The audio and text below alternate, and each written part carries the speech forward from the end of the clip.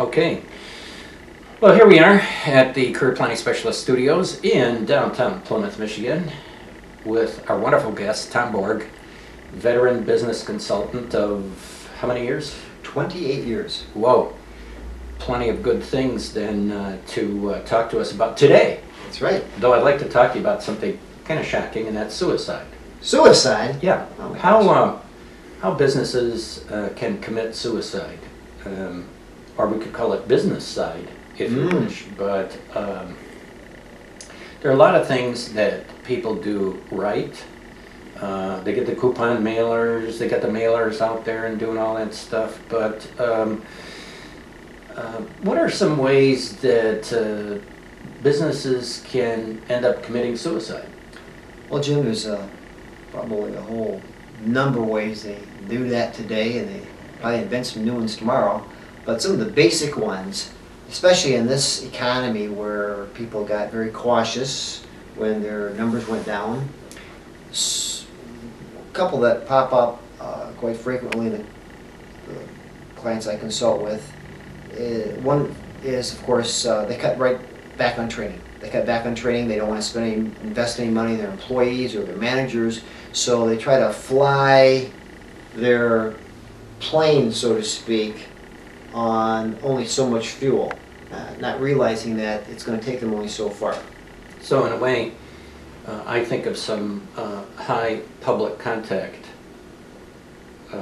establishments, like retail establishments, places like pizzerias, and perhaps other kinds of retail establishments where people just miss the basic courtesies. Oh yes.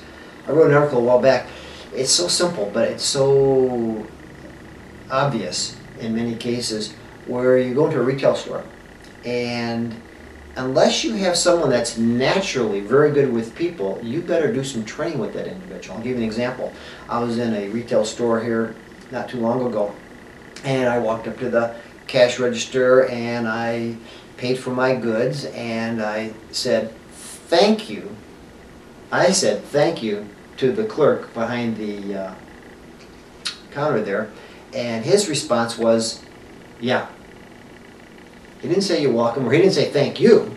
He simply said "yeah." Now, is that his fault? No, it's actually the owner's fault or the manager's fault, because that's the person who hired that individual and was responsible for training them. And if you think about it, that's the final 5 yards. That's the final 5 yards of a sale, is when that customer or client comes into contact with that last person in that chain. And as a result, if it's a good impression that is left with that client or customer, that person walks away feeling good about the money they just spent with this establishment. If the person is rude or the person is curt, well then that's going to leave a bad taste in that customer's mouth as they walk away. So that's one of the examples where a lot of companies just miss the boat. Maybe they hire people that have good intentions, but for some reason they don't follow through in the proper way in consummating that sale. You know, that's kind of interesting, because the one area where I think people's chickens are going to come home to roost is in the sickness industry. Now, I know we call it the healthcare industry, but I don't know about you, but I don't go to a doctor to be healthy. I think that that's an industry where we might want to scratch out the word patient and put in customer. Nobody seems to care that if your appointment's at 10 o'clock, it's 11:15 and you're still waiting. Absolutely. Yeah, they've been getting away with that for a long time now, and I believe that will change, as it is changing in some clinics. But the fact of the matter is that that's a business model that's not going to work in the long term. In the long term, as competition heats up, as people have more options, and we see that today with so many different types of businesses, there are so many options to purchase something a certain way or get a service a certain way. Absolutely, that's something that down the road it will create some problems. Well, that's kind of interesting, because in many cases, I know our company just prefers to shop on the internet. If I'm going to be treated in a brusque manner someplace, why drive all the way over there? I can just go on the internet and put in an order, and same deal, and oftentimes cheaper too. Absolutely, it shows up on your doorstep a day or two later, and you don't pay tax, and you don't have to deal with Well, not all of us pay taxes. Some of us do. Speak for yourself. but the point there is that you're gonna have a much more pleasant and prompt service. Yeah, yeah, that's interesting. Well, how about being chintzy as far as technology? Do you think that's another area that business could commit suicide using legacy systems? Yes. As a matter of fact, in an interview I did recently with Roger Jansen, CEO of ThinkWise, one of the things he mentioned was that a lot of companies, round about 2000, 2001, they had done, well, just before 2000 and about that time, they did extensive revamping of their computer systems and their technology because they were all afraid of this 2000 glitch that was supposed to take place and shut down computer systems, and people would lose vast amounts of information from their systems. So they invested heavily, but they haven't since. And one of the problems he's running into with his clients is just educating them in the area that they have to upgrade now, because the technology they had way back in 2000 is now outdated. And it's cumbersome, it's slow, and it's creating all kinds of other problems. So technology can be an Achilles heel for a number of these businesses today if they haven't stayed current with it and have invested in it. Well, you know, that's kind of interesting too, because technology allows smaller companies to take on bigger players. I know that when the 386 processor came out in another lifetime, it gave our company an opportunity to compete against the big guys. Sure. And so it's almost like the trebuchet taking on the walls of the castle, so to speak, sort of changed the equation. You know, one of the areas that I don't think that businesses talk about is cash flow. And one of the ways to commit suicide, I think, is not managing cash flow adequately, and maybe you could address that a little bit. Well, I think a business is like any good enterprise. You have to have a budget in mind. You have to have a system in place where you're going to have customers coming in the door, paying on time, you providing a service where they're going to be happy enough that they want to reorder it or rehire you. So when it comes to cash flow, yes, you have to have your policies in place. You have to give positive reinforcement to get that money in the door as soon as possible. And I know a lot of small business owners are suffering from the clients they're trying to service who are much larger than them, and they'll put them on 30 days, 60 days, 90 days.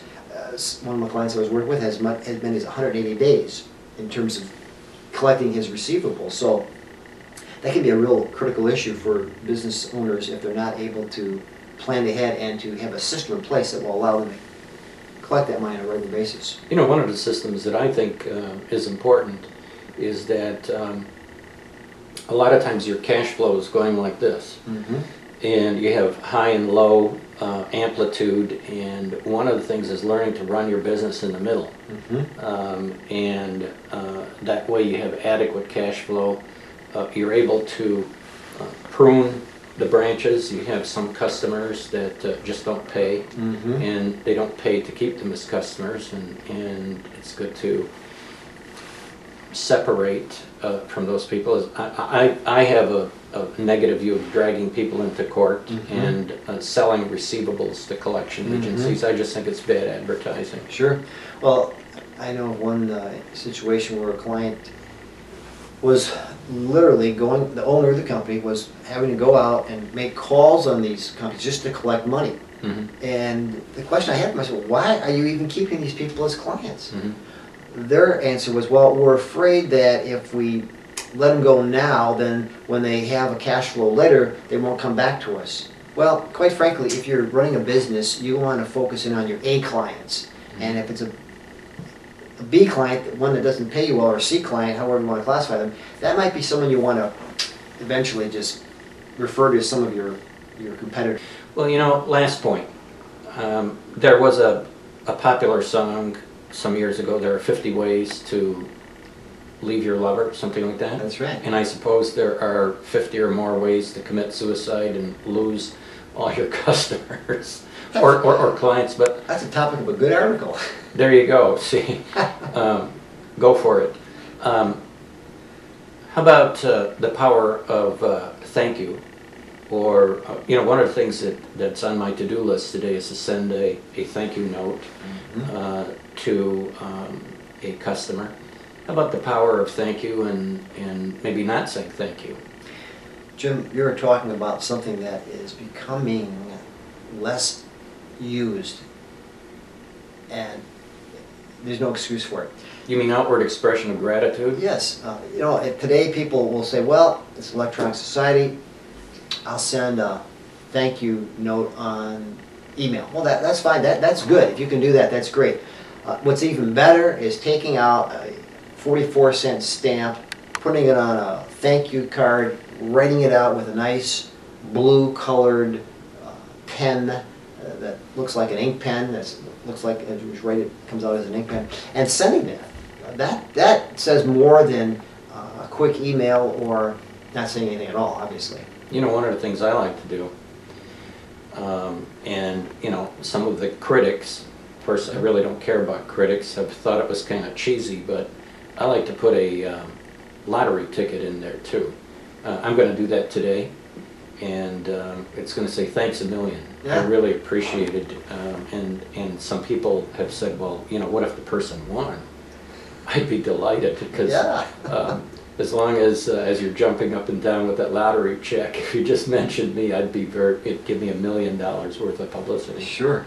Well, something like that, Jim, just the fact where you're writing a thank you note to that individual, it sends a lot of subtle messages. One is that you care enough about that person to take the time and the energy to send them a thank you note.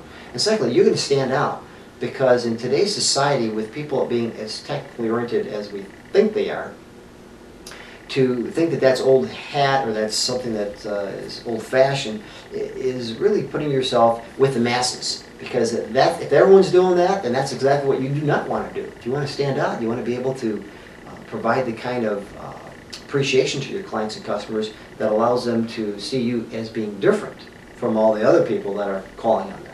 So in a way, contrarian thinking can be good. Absolutely. Well, some great words of wisdom from our guest, Tom Borg, and I want you to take a look here at Tom Borg's website, and be sure to go and visit Tom Borg's website to learn more about what he does and what he can do for you. And with that, thanks for visiting us.